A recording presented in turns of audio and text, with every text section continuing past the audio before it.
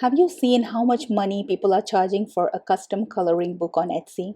Honestly, once you understand what people are looking for, it starts to make a lot of sense. Custom products usually feel more special, more emotional, and more giftable. So people are not just buying a coloring page, they are buying an experience, they are buying something personal. So you can charge a premium for that product. And the best part is, you do not necessarily need a whole set of photos to make this work. Even if you start with just one good image, Canva AI 2.0 can help you turn it into multiple different scenes for a custom coloring book. So let's get into it. In this example, I'm using an image from the Canva photo library. Of course, in a real custom order, you could be using a client's actual photo. Now click on Canva AI on the left panel. This will open up a prompt section. One thing you should always note is that you need to be very specific in Canva. If you're working on page 1, you specify page 1. If you're working on page 10, you specify page 10. Now we have our very first coloring page ready. I want to change the setting. Maybe instead of just keeping them in the background, I want them to be sitting in a park. That way, the page starts to feel more like a storybook or a custom themed coloring book rather than just a single converted image. And this is one of the biggest strengths of Canva AI. It is not just converting the image, it is helping you create scenes. Now, before I make any more changes, there is something very important you need to do. Duplicate the page first. This part is very important because if you don't duplicate the page, Canva may apply the changes directly to your current page, and that's not what we want. Now I'm going to change the background again, and here you will notice something useful. Sometimes Canva doesn't immediately know what you mean, especially if your prompt is vague or incomplete. And that's okay. Sometimes it will ask follow-up questions. It will try to clarify what you want, and it will present its interpretation, and you can refine it from there.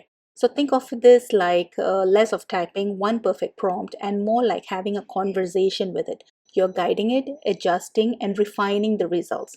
Here you see that I gave it a very vague prompt, which is to change the background, and it asked me a few questions and I gave it what exactly it needs to do. And there you can see that the mother and the daughter is now at the beach. And what I really like here is that the characters are still consistent. That matters a lot when you're creating custom coloring books, because if the customer gives you just one photo of themselves, the final book should still feel like it is based on them. Now, if I want, I can go even further. I can change the perspective. Maybe I don't want them facing the camera anymore. Maybe I want them walking away from us on the beach. Maybe they are holding hands. Maybe they are walking together. Maybe I want a full body scene instead of a close up.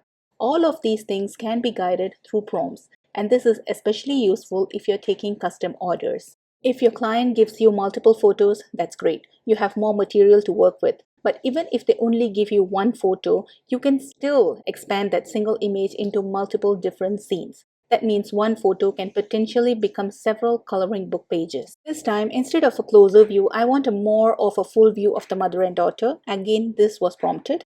Then I want to convert that into a coloring page. And maybe I may want to make some styling changes. For example, I want them to be wearing dresses. So again, I can prompt Canva AI. And what it does is take that same mother-daughter image and reinterpret it while still trying to preserve the feel of the original pair. And now we have got another variation. Notice the consistency in the images. They have changed the dresses, but they still look the same.